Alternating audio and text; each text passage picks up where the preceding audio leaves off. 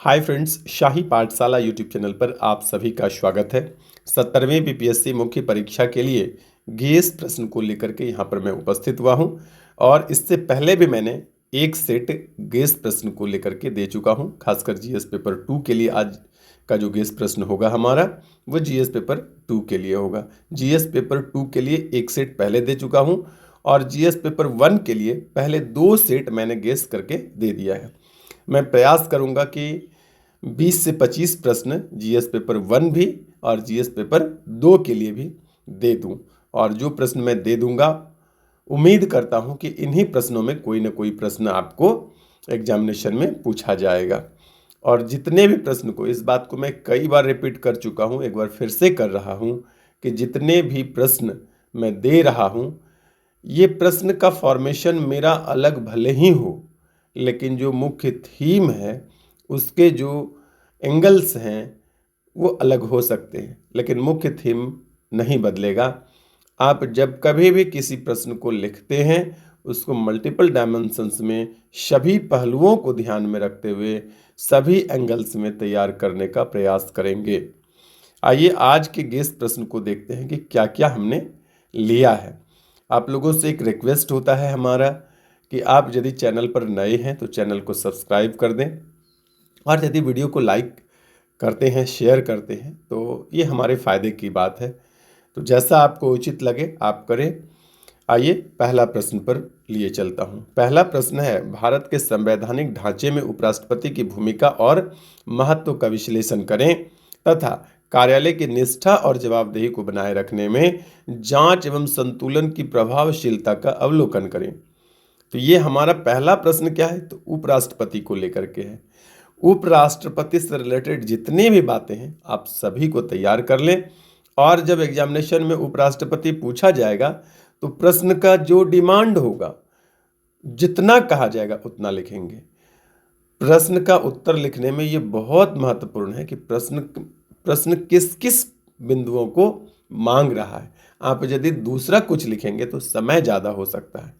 BPSC के परीक्षा में उत्तर लिखना जितना कठिन है उससे ज़्यादा कठिन है मेरे नज़र में यह चयन करना कि क्या क्या लिखना है, क्योंकि जैसे ही कुछ ज़्यादा लिखेंगे फिर समय कम हो जाएगा और सभी प्रश्न के उत्तर आप नहीं दे पाएंगे।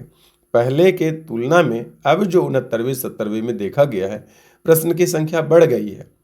यानी आपसे यह नहीं पूछ रहा है कि पूरा कहानी लिख दीजिए, आपसे यह पूछ रहा है कि किसी भी पहलू पर, किसी भी टॉपिक पर, किसी भी मुद्दे पर आप क्या ख्याल रखते हैं और आंसर राइटिंग में जितना भी क्रिएशन हो, आपके अंदर क्रिएटिविटी है, उसको प्रस्तुत करने का प्रयास करें।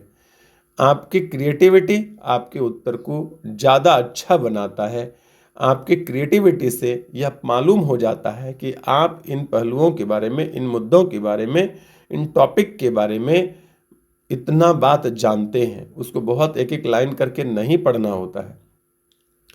तो जितना रेखा चित्र बना सकते हैं, जितना आप डायग्रामेटिक किसी चीज़ को प्रस्तुत कर सकते हैं, वह आपके उत्तर के लिए उतना ज़्यादा उपयुक्त और सही माना जाता है। तो यह प्रयास करेंगे। मैं उत्तर लेखन को लेकर के आपको मैं कुछ वीडियो दूंगा और प्रयास करूंगा कि ज़्यादा से ज़्यादा वीडियो हो, चूँकि साधन की मेरे पास बहुत ही कमी है, जिस वजह से मैं पीडीएफ के फॉर्म में आपको वीडियो देता हूं। दूसरा प्रश्न हमारा क्या है कि भारत की सबसे कमज़ोर आबादी के जीवन पर सकारात्मक प्रभाव डालने के लिए कल्याणकारी योजनाओं की परिवर्तनकारी क्षमता का मूल्यांकन करें। मूल रूप से कहें तो भारत सरकार की, अथवा यहाँ पर मैंने पिछले वीडियो में भी कहा था और इस बार फिर से कह रहा हूँ कि हम लोग दोनों का तैयार करेंगे। बिहार सरकार की जो कल्याणकारी योजनाएं हैं और भारत सरकार की जो कल्याणकारी योजनाएं हैं, दोनों को तैयार करें। ऐसा नहीं कि सिर्फ बिहार सरकार की और ऐसा भी नहीं कि सिर्फ भारत सरकार की, दोनों को। चूँकि बिहार से रिलेटेड एग्जाम है, बिहार पीसीएस है, बीपीएससी है, तो आपको बिहार के रेफरेंस में, बिहार के रेस्पेक्ट में तैयार करना बहुत ज़रूरी हो जाता है। तो कमज़ोर आबादी के जीवन पर सकारात्मक प्रभाव डालने के लिए जो कल्याणकारी योजनाएं हैं, तो टॉपिक क्या हो गया हमारा, कल्याणकारी योजनाएं। ठीक है, परिवर्तनकारी क्षमता का मूल्यांकन करना है। तो ये हमारा दूसरा टॉपिक था। उसके बाद तीसरा यहाँ पर हमारा प्रश्न बनता है ऊर्जा को लेकर के मैं एक प्रश्न पहले दे चुका हूँ। उसमें परमाणु ऊर्जा अथवा नवीकरणीय ऊर्जा को मैंने फोकस किया है, और ऊर्जा से रिलेटेड आज मैं दूसरा प्रश्न दे रहा हूँ।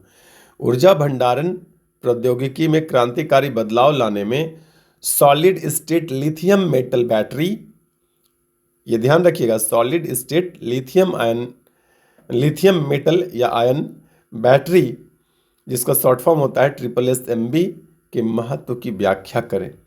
तो ये भी आपका VVI इंपॉर्टेंट प्रश्न हो जाता है। उसके बाद चौथा प्रश्न है आज के सजेशन का, नैनो टेक्नोलॉजी, नैनो प्रौद्योगिकी, ये कृषि लिखा हुआ है, ठीक ना। ये जब फॉन्ट मिस्र हो जाता है तो उसी प्रकार से ये लिखा हुआ है कृषि।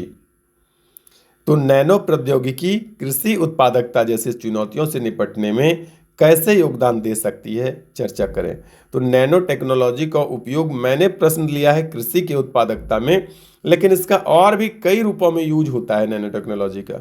तो नैनो टेक्नोलॉजी को आप तैयार कर लेंगे और उसको कृषि से रिलेटेड भी रखेंगे और अन्य पहलुओं के लिए भी तैयार रखेंगे। मिलते हैं अगले वीडियो में।